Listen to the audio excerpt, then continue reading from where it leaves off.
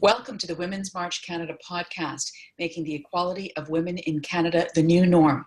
This is episode 45, entitled Style, Swag, and Substance. My name is Leanne Castellino, inspiring, uniting, and leading the charge for the advancement of women across Canada. Please welcome our guest this week, Kim West. Kim is the founder of Kids Swag, an online lifestyle product store with a twist. Items ranging from clothing and notebooks to backpacks and pillowcases are designed to inspire and represent Black children. Kim is also a mother of two of her own. Kim, thanks so much for joining us. I appreciate being on. So let's start, first of all, you founded this company in December of 2016. What was the impetus for Kids Swag? Really, my girls. Well, as you mentioned, I have two daughters, and it was my first daughter, and this is all the way back actually in 2012 when I was pregnant with my first child, and realized when I was trying to build everything for her baby room that it was really hard to find products that would reflect her. And myself growing up, knowing that I had my own issues in terms of self-confidence, I recognized the importance of positive imagery. And so I didn't start the business then. I started looking for products. And then when my second child came around, it really then gave me that push to say, you know what, if it's so hard and I'm having the struggle, there's probably other parents having the same problem. Let's try to provide a resource. That's interesting. So it started really germinating when you were a young girl. How did it impact you? For me, it was really then a sense of wanting to change myself, whether that be my hair, the way that I spoke, how I just sort of engaged in different social settings.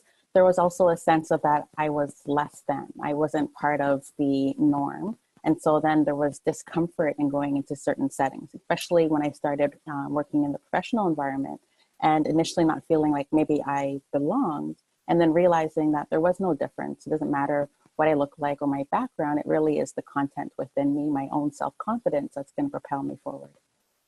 So how did you come to that realization? I mean, take us a bit through that journey for yourself. For sure. So really it was, I had an interesting background from an education standpoint.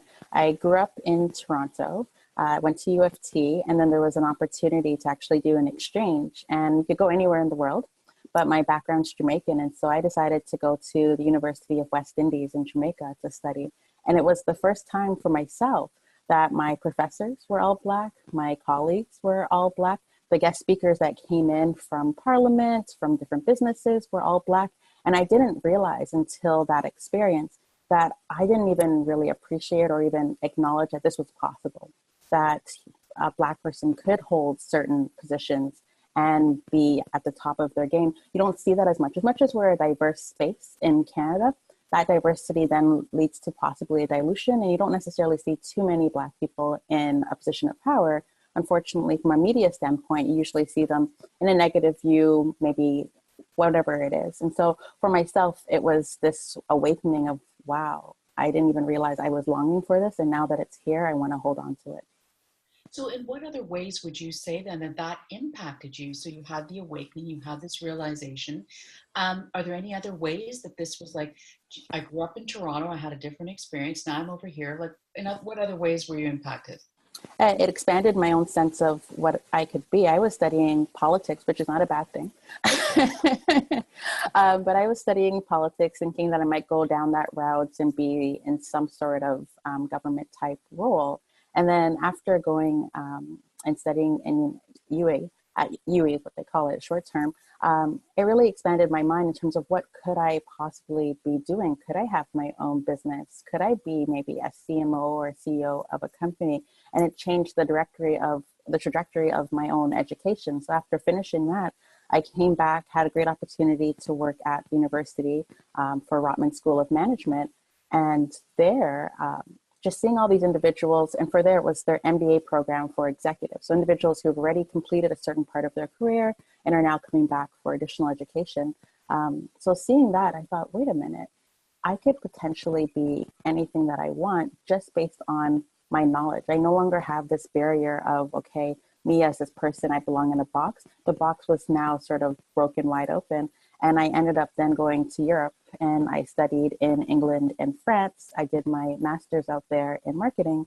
And now beyond Kids Swag, I actually am the global marketing manager for a tech firm in Toronto. So it really expanded my sense of what I could do, what's possible, the connections that I made, the way that I carry myself, my confidence when it comes to speaking, the opportunities that opened up just from the simple fact that I started loving myself and realizing that anything is possible. That's really why, for myself, it was so important to start at a very young age with my girls, that they know that anything's possible and there's no barrier. And so they'll do even more, I hope, than I did. And they'll start at a younger age because they no longer live in this box. That is a truly amazing story in terms of when you consider that one decision you made to go to university outside of Canada in the West Indies completely sort of paved this new path for you. Now, let me ask you this. With respect to your girls, what kind of signs did you see that you thought, this looks familiar because I went through this? So as I said, with my first, I was quite conscious in saying I need to have products that reflect her. So that started off with books. So I bought a lot of books. Even before she was born, I was buying a lot of books that she probably couldn't read at that stage, but I said this needs to happen. And even with that, and even having images, I would have photos on the wall. Even with that, I realized it was around age 2 that it was that same sign that I had where she wanted to have long, straight hair like Elsa. And Elsa is from the movie Frozen. She wanted to be able to act like that person. There wasn't really a love for her own culture. As I mentioned, I'm Jamaican. And I realized, I was like, okay, it's a very unconscious thing that happens where a child, especially at 2, starts to believe that beauty is a certain way and that to be successful looks a certain way. And so for her, I started realizing, even though I was conscious in the books that I was buying her, just simply going through a store, I was still buying all the Disney products. I was still buying curtains and tables. Her backpack were all these different characters that she loved. And as a parent, of course, you're like, well, if she likes it, it's easy. I just pick it up while I'm picking up my groceries, not a problem. But the problem with that is that now she was surrounded by images that looked nothing like her. And she started to think that this is the way she needs to look. And that's how I felt growing up. And I knew that that was a problem.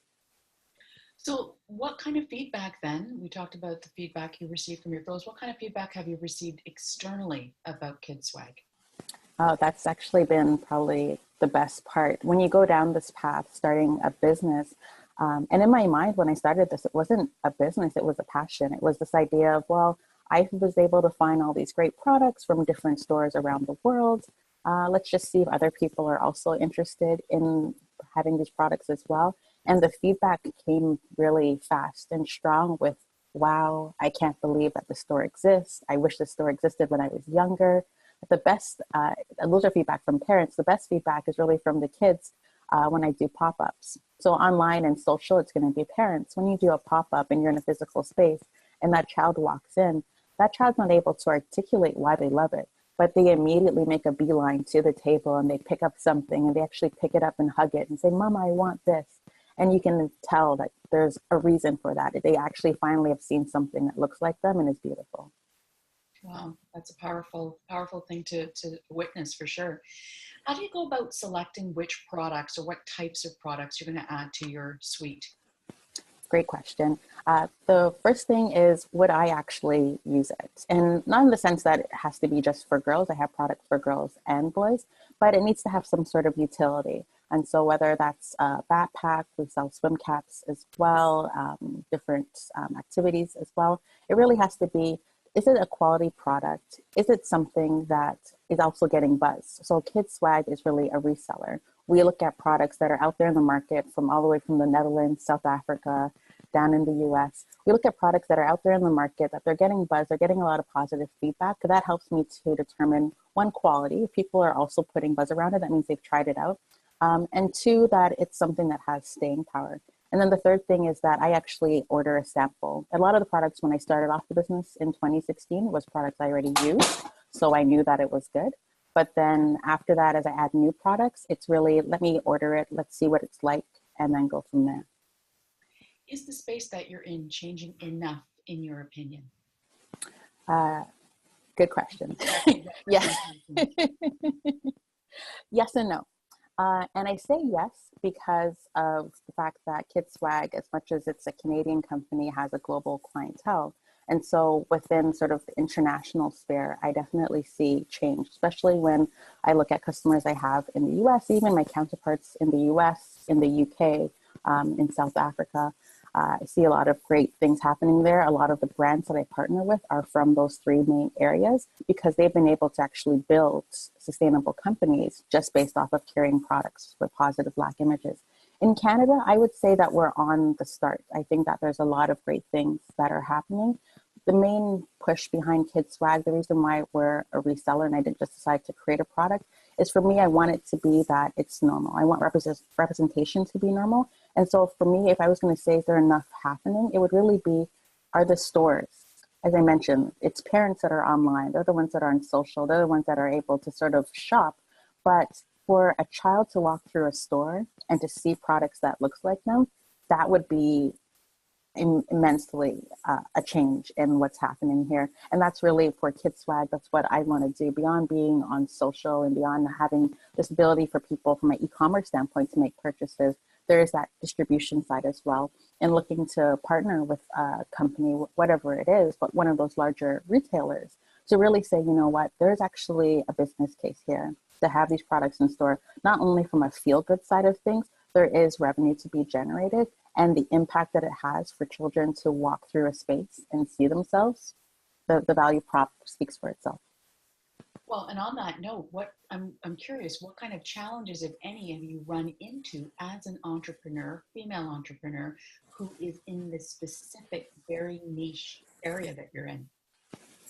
I would say the challenge has been myself, if that sounds kind of funny. So as much as there's this will within me to build this business, there is sometimes this frame of mind that I put on myself where I'm like, oh, maybe I don't belong in that space. Maybe I shouldn't be here. Maybe I shouldn't be approaching this company because the target market for the products I carry might be fairly narrow, but that's not the case. And so I now need to step out of my own way and realize, for example, you have Dora the Explorer, you have Doc McStuffin that's loved by kids all around.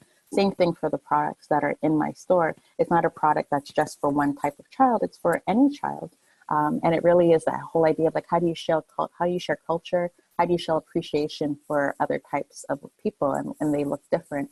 And so the challenge for me is really to make sure that I'm reaching out and making those connections and educating people and entering in spaces that don't typically have a store like mine, because I won't know until I actually confront it. And so far, when I have stepped out and been in spaces that aren't just targeting a Black audience, the reception has been fantastic. Where people think, oh my gosh, this is amazing. I can't believe that you're doing this. Tell me more. And they want to actually learn more. And that's been a positive for myself. Wonderful. What would you say an ideal state looks like for you as it relates to representation? It's a great question.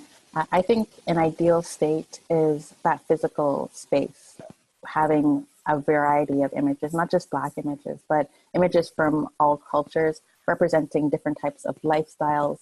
I think to get to that point where it doesn't feel like there's only one standard of beauty, there's only one way of living, and you can purchase, and it doesn't have to feel like, oh, you're going into this obscure corner of the internet and you need to know how to Google to find that right store that will cater to you, but it will be ubiquitous, and you could walk to your corner store or you could go online and it would be easy to find these products. That's the ideal state. It no longer feels like a struggle. It just becomes normal. That's a wonderful sentiment to end on. Thank you so much, Kim West, for joining us today. Perfect. Thank you for having me. And thank you to everyone for tuning in. Your comments are always welcome and encouraged. Please subscribe to the Women's March Canada channel and receive updates every time we upload a new podcast or video. Our mission across Canada is to stand together in solidarity with our partners and children for the protection of our rights, our safety, our health, and our families, recognizing that our vibrant and diverse communities are the strength of our country. This is the Women's March Canada podcast. You can find us on Twitter at Women's March CDA. Our website is womensmarchcanada.com. My name is Leanne Castellino. Thanks so much for joining us and have a great day.